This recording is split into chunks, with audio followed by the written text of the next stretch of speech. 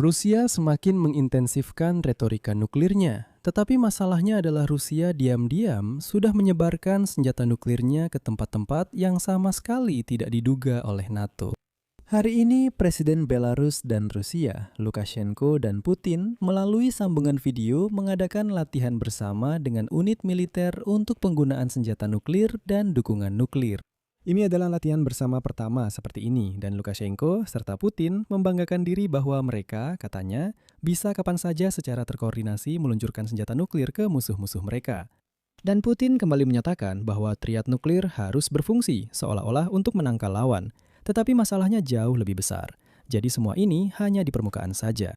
Namun, yang tersembunyi adalah hal berikut. Dinas Intelijen NATO sudah beberapa waktu memantau aktivitas armada utara Rusia, yang mungkin menunjukkan upaya untuk menempatkan rudal di dasar laut yang mampu membawa hulu ledak nuklir. Proyek rahasia dengan nama Sandi Skify mungkin sudah dijalankan selama beberapa tahun, tetapi baru sekarang terdeteksi. Dan percayalah, seperti yang dikatakan para ahli, ini adalah sinyal yang sangat-sangat mengkhawatirkan. Jadi, mari kita bahas semuanya bersama-sama. Jadi, diktator Rusia Vladimir Putin hari ini kembali mengancam dengan senjata nuklirnya. Triad nuklir harus terus menjadi penjamin yang andal bagi kedaulatan Federasi Rusia dan Belarus, serta menjadi alat untuk menjaga keseimbangan global. Pernyataan seperti itu hari ini disampaikan oleh diktator botak Rusia Vladimir Putin saat berbicara melalui konferensi video dengan diktator kentang Belarus Alexander Lukashenko. Dalam pelaksanaan latihan bersama dengan unit militer penggunaan senjata nuklir dan dukungan nuklir. Selanjutnya, saya akan mengutip pernyataan munafik dari si botak kerdil Vladimir Putin ini. Penggunaan senjata seperti itu hanya dapat menjadi langkah terakhir yang sangat luar biasa untuk menjamin keamanan nasional kedua negara. Namun, dengan mempertimbangkan meningkatnya ketegangan di dunia, munculnya ancaman dan risiko baru, triad nuklir kita, seperti sebelumnya, harus tetap menjadi penjamin yang andal bagi kedaulatan negara persatuan. Triad nuklir Belarus harus memastikan tercapainya tujuan penangkalan strategis, menjaga paritas global, dan keseimbangan kekuatan di tingkat global. Dan intinya adalah bahwa latihan ini ditujukan untuk melatih tindakan para pejabat dalam mengelola dan berkoordinasi saat penggunaan senjata nuklir, baik di Belarus maupun di Federasi Rusia, termasuk yang ditempatkan di wilayah Belarus. Jadi, pada dasarnya, ini adalah simulasi tentang bagaimana Minsk akan bertindak atas perintah Moskow untuk meluncurkan rudal nuklir secara hipotetis. Hari ini, Alexander Lukashenko secara demonstratif mengunjungi Brigade Rudal Angkatan Bersenjata Belarus di distrik Osipovitsky dan menyatakan bahwa sebelumnya ia bermimpi memiliki sistem Iskander Rusia dan akhirnya sekarang ia memilikinya. Menurut Lukashenko, Iskander adalah senjata yang luar biasa. Dia juga meninjau pekerjaan pos komando brigade, dan semua ini terjadi dalam kerangka histeria nuklir yang terus berlangsung ini. Sebelumnya, Kementerian Pertahanan Belarus, saya ingatkan, mengumumkan dimulainya latihan unit-unit untuk penggunaan senjata nuklir secara tempur. Latihan nuklir ini, seperti yang sebelumnya diumumkan oleh Kementerian Pertahanan Belarus, dimulai pada 18 Mei dan digelar secara gabungan. Одичалыми военными. Kemudian muncul informasi bahwa Rusia sudah mengirimkan amunisi nuklir ke tempat penyimpanan lapangan di wilayah Belarus. Selama kunjungan, Lukashenko mendengarkan laporan tentang tindakan dalam persiapan dan pelaksanaan serangan nuklir dalam format elektronik. Kepada beliau diperlihatkan peluncur Iskander M dan simulasi serangan rudal nuklir tanpa peluncuran rudal yang sebenarnya. Nah, yang penting adalah sementara Rusia dan Belarus mengadakan latihan nuklir ini, jelas mereka berusaha menakut-nakuti NATO. Di dalam aliansi sendiri, mereka bahkan lebih terkejut. Dinas Intelijen NATO sudah beberapa waktu memantau aktivitas armada utara Rusia, yang bisa jadi menunjukkan upaya Rusia untuk menempatkan rudal di dasar laut yang mampu membawa hulu ledak nuklir.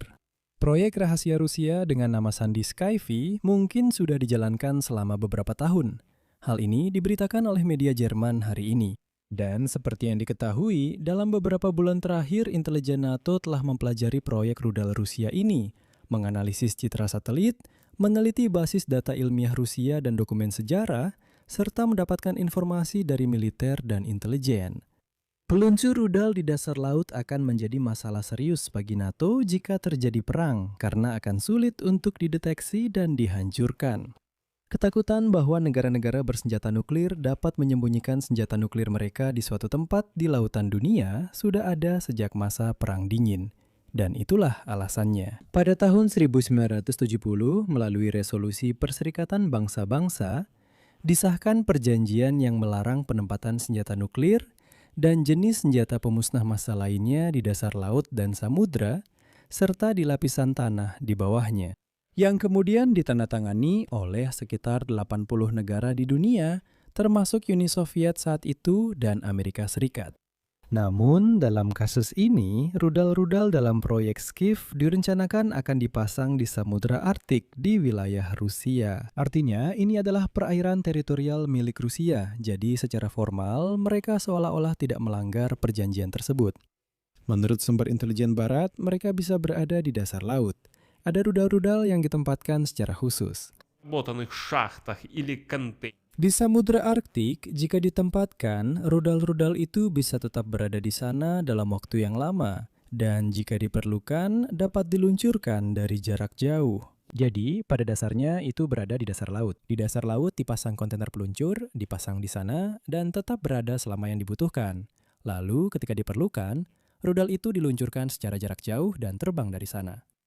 Untuk pemasangan silo akan digunakan kapal angkut militer Zvezdochka yang berbasis di Severodvinsk, yang dibangun untuk mengangkut peralatan berat melalui laut dan kemungkinan juga kapal selam khusus Sarov.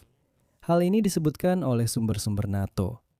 Helge Adrians adalah seorang perwira di Angkatan Laut Jerman dan peneliti di Institut Hubungan Internasional dan Keamanan Jerman.